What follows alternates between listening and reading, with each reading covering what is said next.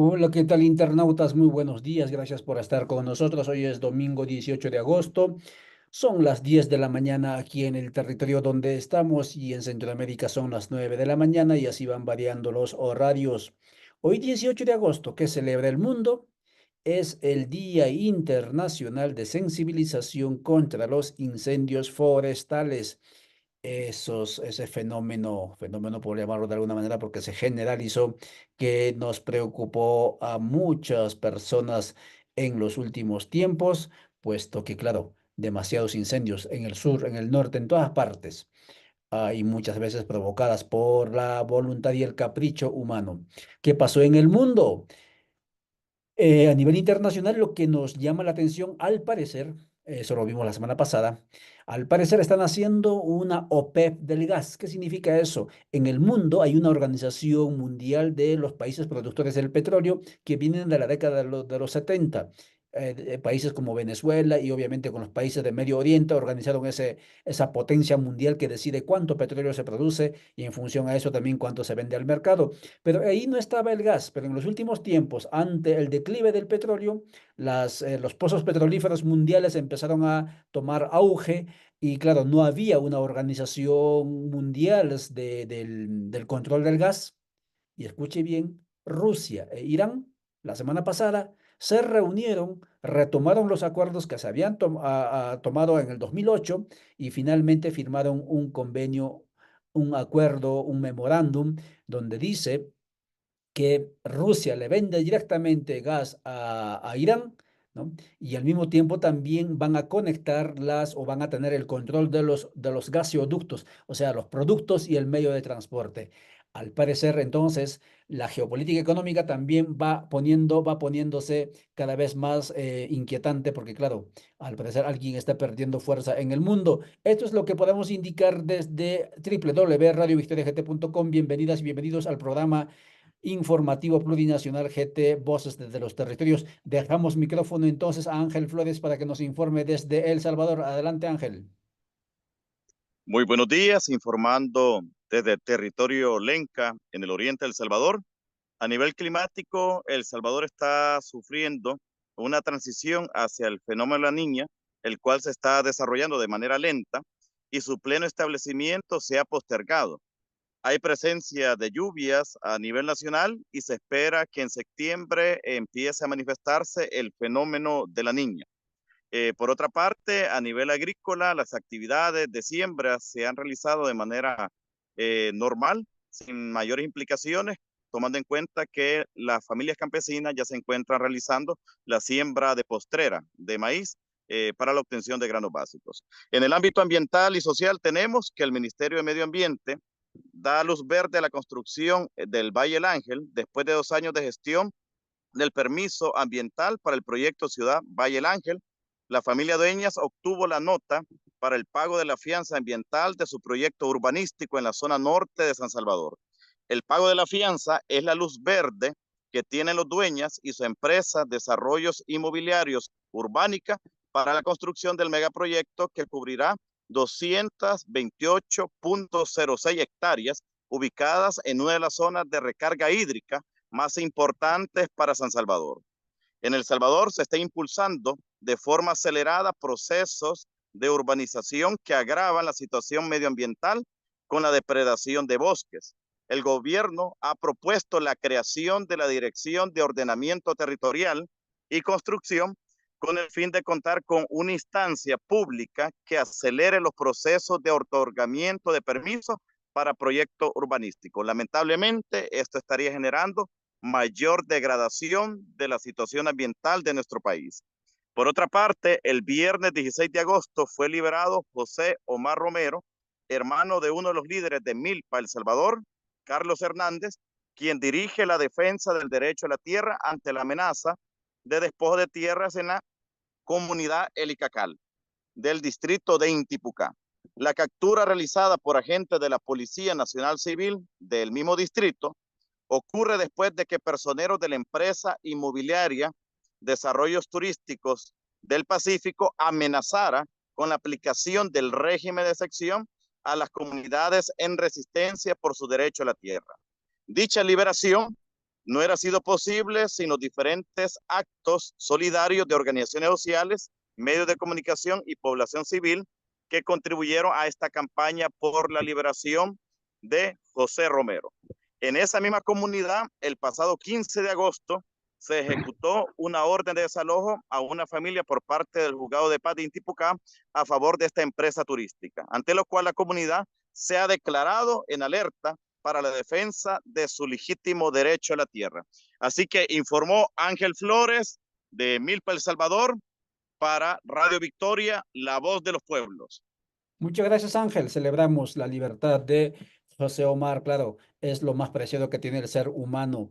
Y gracias por estar informándonos semana a semana, domingo a domingo, en este informativo plurinacional GT Voces de los Territorios que generamos desde fuera del asfalto. Dejamos micrófono a María Uceda, hasta Radio Dignidad Honduras. Adelante, por favor, María. ¿Qué resumen nos traes de la semana desde ese territorio?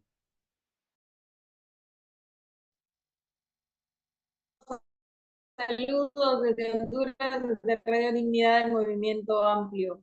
Hoy contándoles algunas cositas de lo que pasa por acá en Honduras y en alerta en Honduras debido al aumento considerable de casos de dengue. Los contagios siguen al alza. Hay una manifestación de las organizaciones internacionales en este tema que ubican a Honduras en el segundo lugar con mayor cantidad de casos en América Latina de contagios de dengue, contabilizando, valga la redundancia, hasta el momento 93 muertes de personas, de hondureños y hondureñas, especialmente vemos cómo aumentan los casos de muertes en niños y niñas contagiados por lo que se denomina pues dengue en Honduras. Honduras solo está superando a Brasil en el número de casos. Honduras registraba hasta la semana 29 8.457 casos de dengue,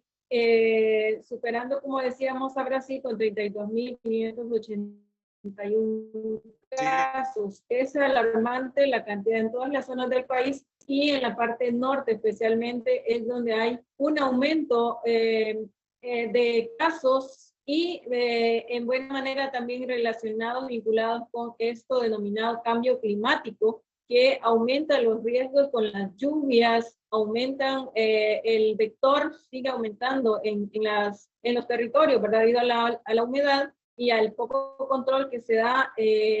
Todavía nosotros decimos una alerta, pero a nivel de gobierno no se ha emitido todavía una alerta sanitaria, aunque por parte del Colegio Médico ya se ha invitado al gobierno, se ha solicitado que se emita una alerta debido a que la cantidad de casos va en aumento y es realmente preocupante cómo pues quedan especialmente pues en los casos en niños y niñas en aumento, provocando muertes. Asimismo, en esta semana desde diferentes organizaciones se sigue exigiendo justicia para Berta. Se han realizado varios foros. El Movimiento y el Bufete de Estudio para la Dignidad ha realizado un foro en el que deja al descubierto nuevamente, pues desde hace el tiempo que se lleva la causa y no hay respuestas que sean contundentes en el tema de justicia para Berta y todas las causas, digamos, vinculadas, entre ellas, pues, el fraude sobre el Gualcarque, que es, digamos, el caso insigne que llevó y que se vincula con el asesinato de nuestra compañera Berta Cáceres. Con esto les dejamos, compañeros y compañeras, gracias por estar pendientes de Honduras y saludos a toda el Avia Ayala. Muchas gracias, Noelia Carrasana, desde Radio Dignidad de Honduras. Pasó en este informativo plurinacional GT Voces de todos los territorios, que semana a semana, como solemos decir, desde fuera del asfalto, hacemos noticia para que usted esté informada. Ya está con nosotros Noelia Carrasana, desde Argentina, Minca Comunicaciones. También está con nosotros ya Carlos Corpus, desde la radio del CRIC, la Universidad del CRIC, y también nos va a traer el informativo. Y también está ya Karen Weren desde el pueblo Ashaninka del Perú. Adelante, por favor, Noelia. Muy buenos días a todos, muchas gracias por esta invitación. Desde Argentina tenemos la novedad que en esta semana se conocieron índices de la ONU respecto de las infancias los cuales indican que más de 1,5 millones de niños se van a dormir sin cenar y que los niños y los adolescentes pasaron a ser el 70% de la población que está en pobreza o en pobreza extrema. Esto en los últimos 6 meses, o sea, en el gobierno de Javier Milei. Obviamente esta cifra también se replica en los adultos. Cifras de la ONU o del Observatorio de la Universidad Católica indican que por lo menos 5 millones de personas adultas comen solo una vez en el día. Esto para ver las consecuencias, ¿no?, de un gobierno libertario. También otra de las consecuencias es que ya se aprobó la ley Bases, que era un caballito de batalla que tenía Javier Milei, donde se desregulan la legislación laboral, se desregula la cuestión de la soberanía respecto de los recursos, y dentro de eso hay una parte de la legislación que se llama el RIGI. Bueno, ya adhirieron al RIGI 4 provincias argentinas por lo menos, San Juan, Jujuy, Río Negro y Chubut. Esto implica, por ejemplo, mejoras impositivas ¿cómo sería esto? Una facilitación para las empresas extranjeras de por lo menos 30 años al momento de llevarse los recursos. O sea, simplemente la Argentina se transformaría en lo que primigeniamente fue, que era un exportador de materias primas. También estas empresas extranjeras tienen la potestad de, si el Estado incumple, sea provincial o nacional, de iniciar juicios, pero en los tribunales que ellos quieran. O sea, que pueden iniciarlos en los tribunales de sus propios países, ¿no?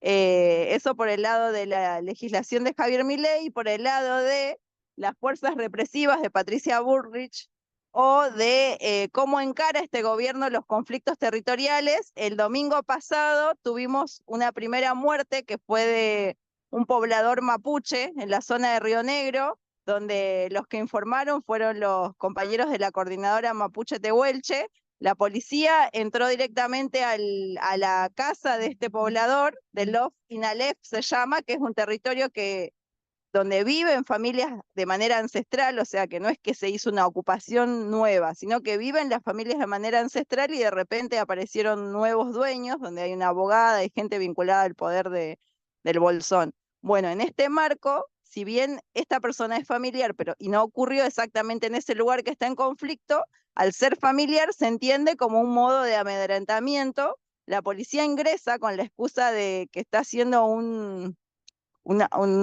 requisa, digamos, un allanamiento, y fusilan directamente a este hombre que fallece en el acto, Juan Carlos Villa, y a su hijo.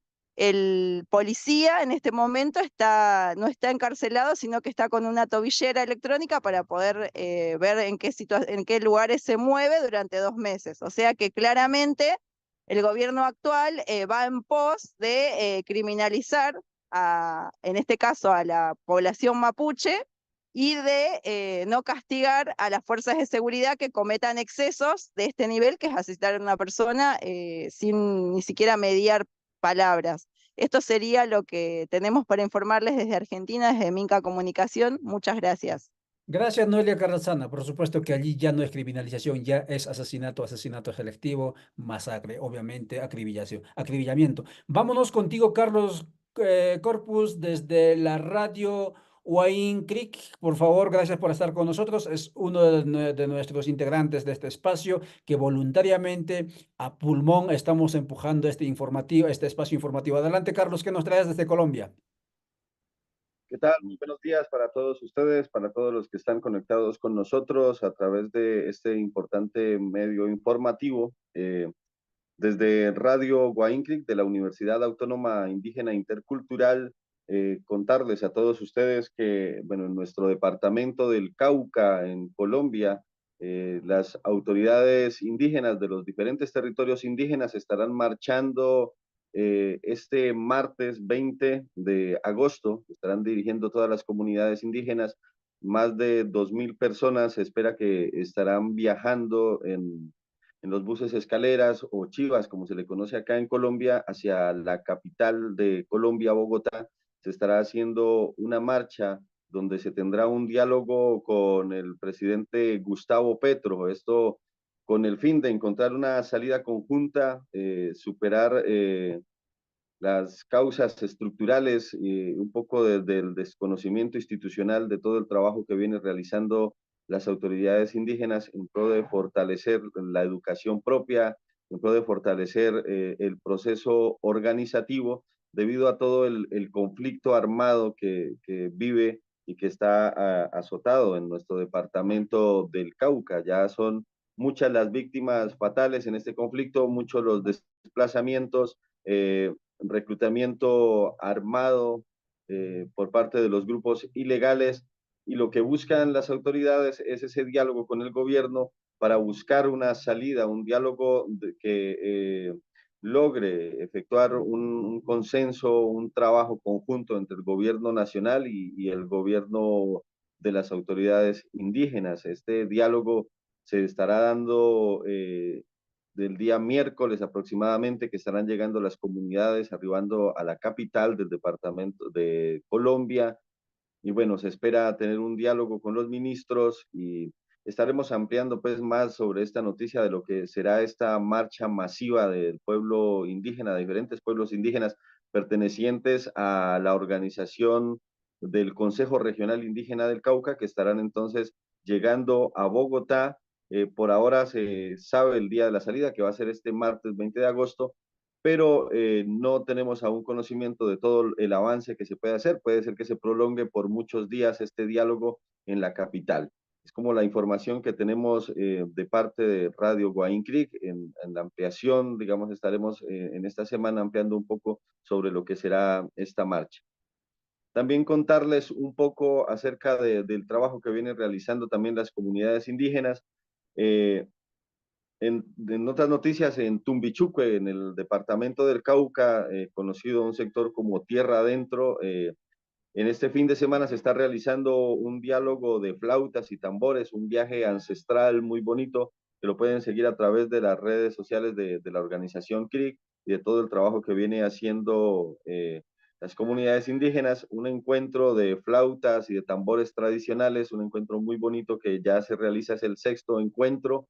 Y bueno, a quienes les enviamos un saludo muy especial por este encuentro tan bonito que se hace de flautas y tambores a ritmo de chirimía, en este hermoso lugar de Tumbichuque, en el departamento del Cauca.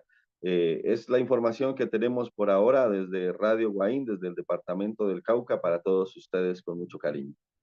Muchas gracias, Carlos. Gracias a la Radio Wayne. Bienvenido pues a este espacio de www Radio Victoria. Ojalá que podamos también enlazar con Tuca, con tus redes sociales de por allí para ir saliendo también con estos contenidos. Vámonos al Perú, a lo que se llama la Nación Ashaninka. Por favor, Karin, cuéntanos qué noticias nos traes desde lo que se llama la selva, la Amazonía del continente, en este caso de Perú.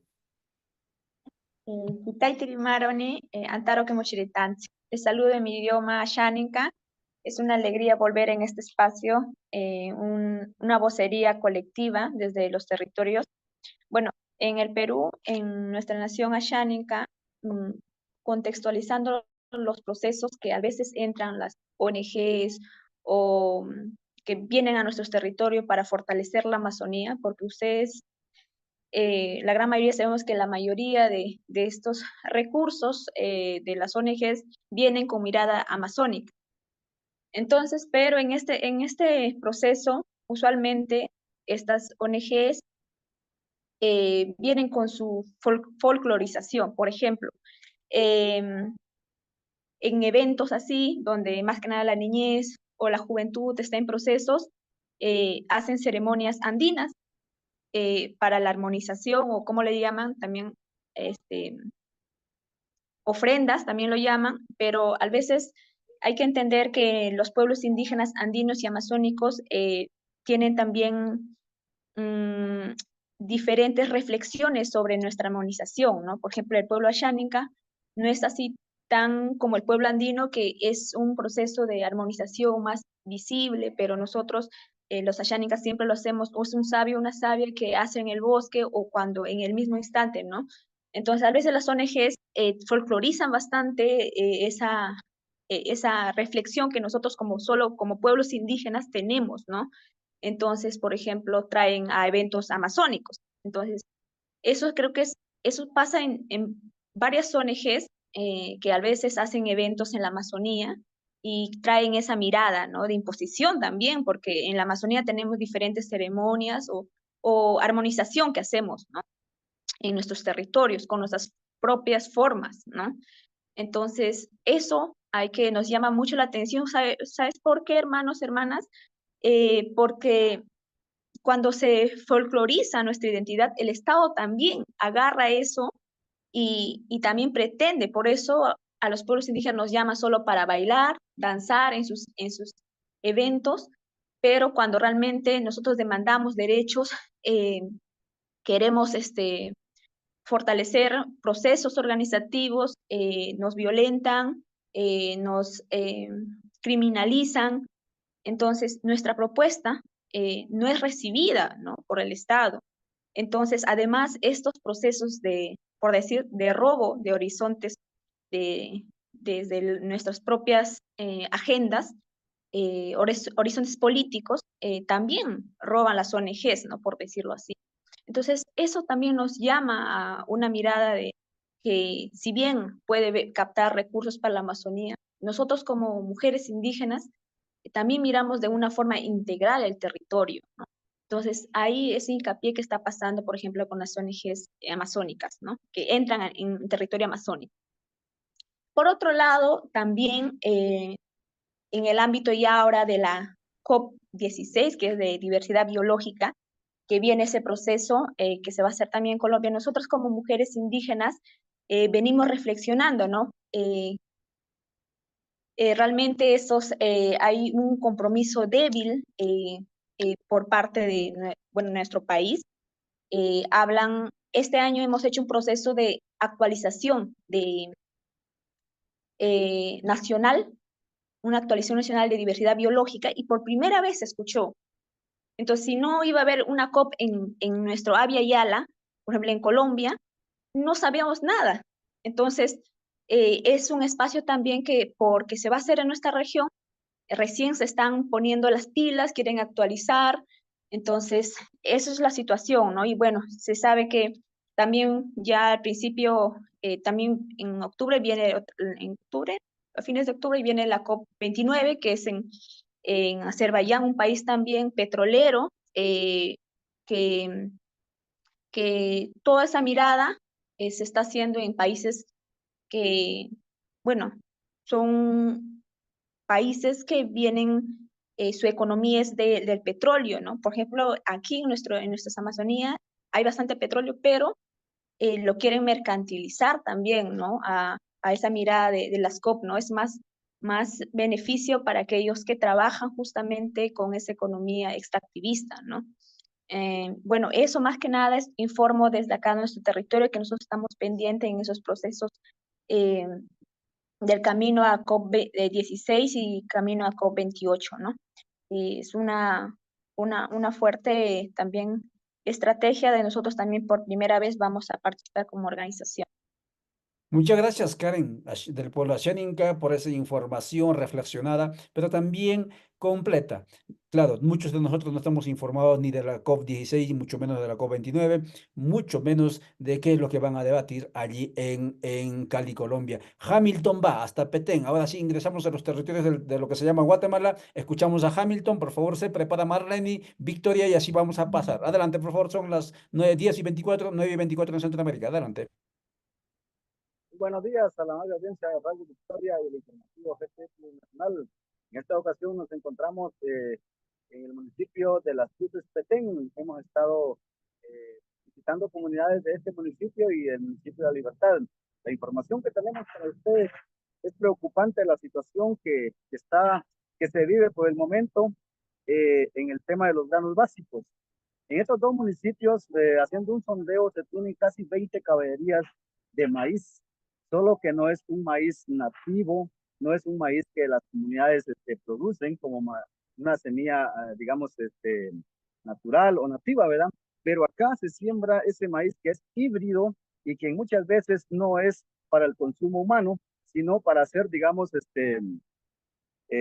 concentrados y dárselo al ganado y así tener una mayor producción, más rápido el engorde, pero al final llega a consumirlo el ser humano y es lo que está causando diferentes enfermedades.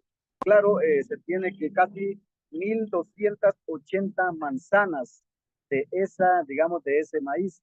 Lo preocupante es de que estos vienen a cooptar a las diferentes comunidades para que no se siga sembrando y manejando ellos ese producto, dándolo a conocer que es mejor, pero las comunidades todavía más lejanas, más lejos, todavía siembran el maíz nativo, ¿verdad?, de sus comunidades. Pero lo preocupante es de que esto viene a, digamos, a incrementar la problemática, porque no toda la población en Guatemala tiene la oportunidad de sembrar un pedazo de milpa o cosechar su propio maíz, más que consumir este maíz que es producido a través de químicos y que enferma a la población en general. Son 2 municipios los que siembran la mayor parte de maíz, ya son 20 caballerías de maíz, es una barbaridad de maíz, pero este es un maíz asesino, contaminante para el ser humano. Esta es la información que tenemos desde el departamento de Petén, informa Hamilton Estuardo Ordóñez para Radio Victoria, la voz de los pueblos. Muchas gracias, Hamilton. Ahora pasamos a escuchar a Marlene desde el departamento de Jutiapa. Se prepara, por favor, Victoria, y luego Luis, y así avanzamos. Adelante, por favor. Buenos días a Radio Victoria, la voz de los pueblos, reportando desde el departamento de Jutiapa con la noticia de la semana. Hace 3 días, personas de las 22 comunidades de Asunción Mita, Jutiapa, llegaron al acuerdo y bloquean nuevamente en Chucal, Asunción Mita. Pues esos días hicieron 2 bloqueos. El motivo del bloqueo fue porque el gobierno no cumplió con el pago a la empresa constructora, donde también comentan que la empresa cumplió con iniciar los trabajos, pero hasta ese día del bloqueo, pues el gobierno no había efectuado el pago de la deuda a dicha empresa. Por la tal razón, pues ya no podían continuar con el bacheo de la carretera. Las autoridades de la PNC se acercaron y dialogaron con los líderes comunitarios de las 22 comunidades de Asunción Mita y llegan al acuerdo de liberar a ambas vías, y también tuvieron representantes de la gobernación y las autoridades de la PNC. Lo que se requiere pues es que las carreteras estén en buen estado y que se pueda transitar y que el gobierno cumpla, porque por eso él está al frente de la población. Reportó para Radio Victoria, la voz de los pueblos, Marlene, desde el departamento de Jutiapa. Muchísimas gracias, Marlene, por traernos esa información de servicios básicos. Nos dice Luis Cook que se está quedando sin energía. Adelante, por favor, Luis. Victoria, paciencia. Luis, desde Baja Verapaz, Alta Verapaz. Adelante, Luis. Sí, muy buenos días. Acá me encuentro en el municipio de Alta Verapaz, justamente en San Cristóbal, Verapaz. Acá nos encontramos en una formación de jóvenes que los tiene organizado Codeca. Acá pues están debatiendo un tema que es la privatización y el monopolio. Es un tema que todos nos afecta como temateo. Ese es el tema que andan debatiendo acá los jóvenes. Pasando a otras noticias,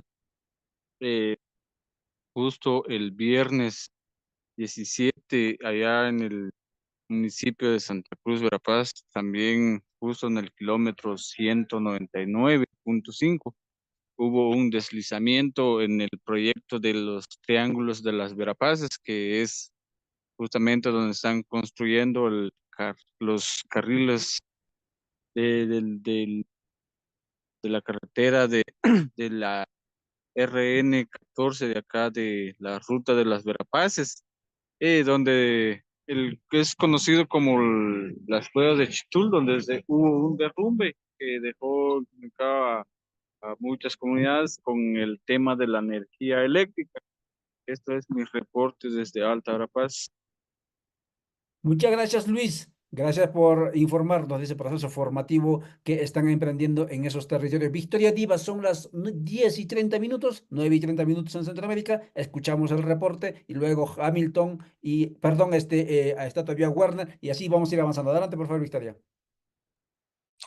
Muy buen día, audiencia de Radio Victoria. Me encuentro en el departamento de Santa Rosa donde en este departamento el viernes de 16, en horas de la tarde, llegó la lluvia con una fuerte tormenta eléctrica. En lo que se llama el Boquerón para Chiquimulía, ahí se ponen muchas señoras a vender chiles, ¿verdad? A las camionetas que van para Jalapa, Jutiapa, la frontera. Pero una de ellas, viendo la tormenta eléctrica, se puso a grabar, pero no se percató que lo que son aparatos eléctricos jalan lo que es la electricidad de la tormenta. Y en ese momento a ella le cayó, la verdad, un fuerte rayo, como decimos aquí, dejándola muy grave, con quemaduras graves. Ahorita ella está en el intensivo y las demás señoras quedaron afectadas, pero no tan gravemente, ¿verdad?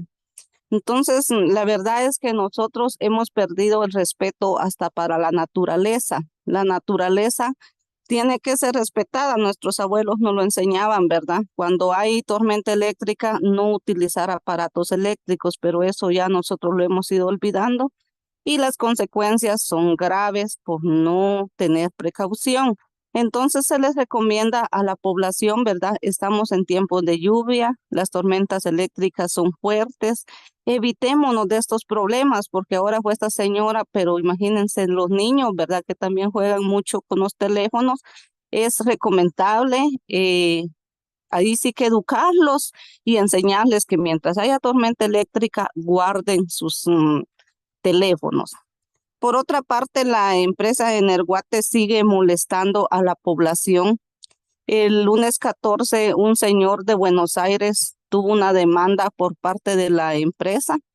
Fue en el juzgado de Tacisco, pero el señor llegó con su abogado y la empresa solo lo hace por molestar a la gente, por intimidarlos, porque cuando el señor llegó, ahí se estuvieron varias horas y la empresa no presentó, solo los hizo gastar a ellos en su abogado y en su tiempo, y la empresa no presentó. Quiere decir que todo el tiempo empresas extranjeras viven jugando con la población guatemalteca. Soy Victoria Divas y reporté para Radio Victoria, la voz de los pueblos. Gracias, Victoria, por las recomendaciones, pero también por el informe que nos da sobre la empresa Energuate, que cada vez más es repudiado en esos territorios de Guatemala. Voy contigo, Werner Ventura. Adelante, por favor, si todavía estás, Werner.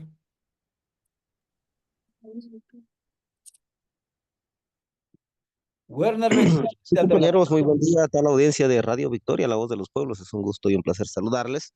Me encuentro prácticamente desde la cuna de las hortalizas. Acá sería, por decir, la segunda zona de hortalizas de acá de Guatemala, como lo es Tactic, y pues comentarles de que los procesos de formación continúan. El día de ayer precisamente se hubo un proceso de formación con comunidades de Choctún, de aquí de Cobán y de Chisec, comunidades que han estado en conflicto territorial porque por años, hace muchos años, pues terratenientes usurparon estos territorios. Sin embargo, pues se siguen los procesos de formación para que ellos, pues poco a poco, pues también puedan convertirse en defensores de derechos humanos. También se siguen los procesos de formación comunitarios acá en Santa Cruz, Verapaz, esto de parte del movimiento social Codeca. Y por otra parte, pues les comentaba el tema de las hortalizas. Después de vivir meses de sequía, nuevamente florecen las cosechas, las siembras. Acá precisamente me encuentro aquí en un sembradío de ejote chino, como pueden observar. Quiero hacer con esto reflexión.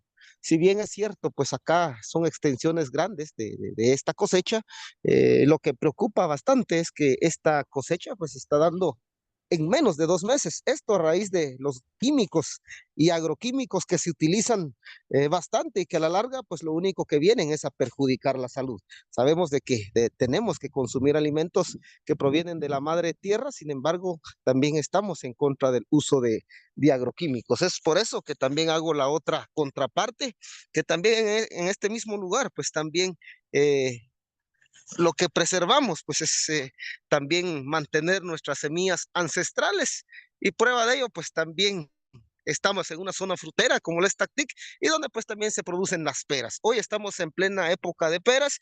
Aquí pues un árbol 100% natural, árbol que fueron sembrados por los abuelos, por los bisabuelos, y eso es lo que estamos buscando también como movimiento social, recuperar nuestras semillas ancestrales y por supuesto encaminarnos hacia el buen vivir. Y cuando hablamos del buen vivir no solo hablamos también de nuestra soberanía alimentaria, sino también hablamos de fortalecer nuestras organizaciones, fortalecer nuestro espíritu, nuestra vida, y por ende empezamos también por alimentar nuestra alma. Ese es el informe que les tengo acá desde el territorio de la Verapaz. Soy Buenaventura reportando para Radio Victoria. Werner Ventura, muchísimas gracias por esa actitud y por la perseverancia en la comunicación y por mostrarnos también y obviamente llamarnos a la alimentación sana y a cuidar los territorios. Me voy contigo, Elda Morales, hasta el Departamento Costero Pacífico de Guatemala. Infórmanos, por favor, lo que nos traes. Muy buen día a toda la amable audiencia de Radio Victoria, la voz de los pueblos. El día de hoy, pues mi informe es que en lo que va esta semana, ¿verdad?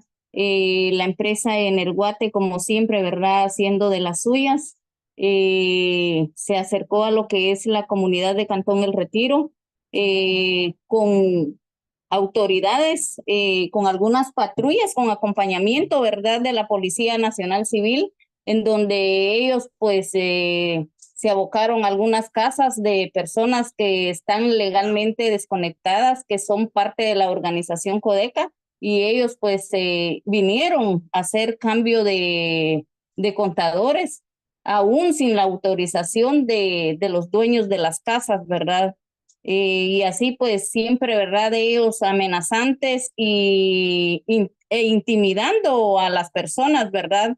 Ellos se acercaron a las casas a hacer esos cambios de contadores. Ese es mi reporte para el día de hoy, Elda Morales, desde Retaúleu. Muchas gracias, Elda. Pasamos al departamento de Sololá, Manuel Marroquín, y luego cerramos con Héctor Azatún. Adelante, Manuel.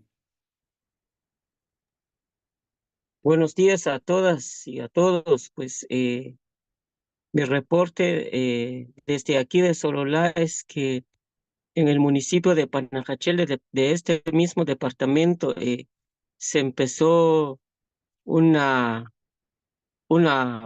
formación política, y esto también con el apoyo de la municipalidad del municipio, donde ayer sábado se empezó con el tema de plurinacionalidad, donde ahí la gente estuvieron muy atentos a la formación, porque quizás son temas muy importantes que no se ha escuchado, y por eso la gente que estuvieron en la formación estuvieron entusiasmados para escuchar y también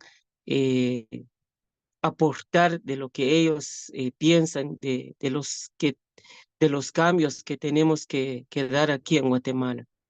Eso fue mi reporte desde Sololá, Manuel Marroquín. Muchas gracias, Manuel. Son las 9:39. Este es el informativo plurinacional GT Voces de los Territorios que transmitimos a través de Minca Comunicaciones Argentina, Rondas Campesinas del Perú, Alcarajo.org de Colombia, Codeca Guatemala, Radio Victoria, Radio Digital de Honduras y Avia Yala Soberana. Héctor Azatún, cierre por favor este informativo del 18 de agosto, cuando son 10:39 aquí en la zona andina y en Centroamérica las 9:39. Adelante, por favor. Muy buenos días, radio audiencia de Radio Victoria. Hoy nos encontramos acá en el departamento de Baja Verapaz, Salamá.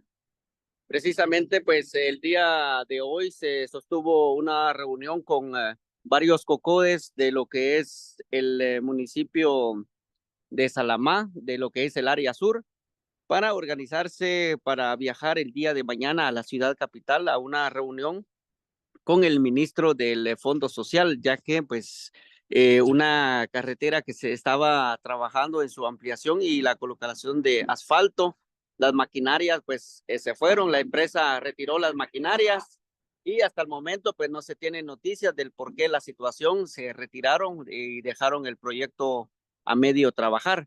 Precisamente, pues por esa misma razón, los COCODES se reunieron y mañana pues ya tienen ya una cita con el ministro para tocar ese tema.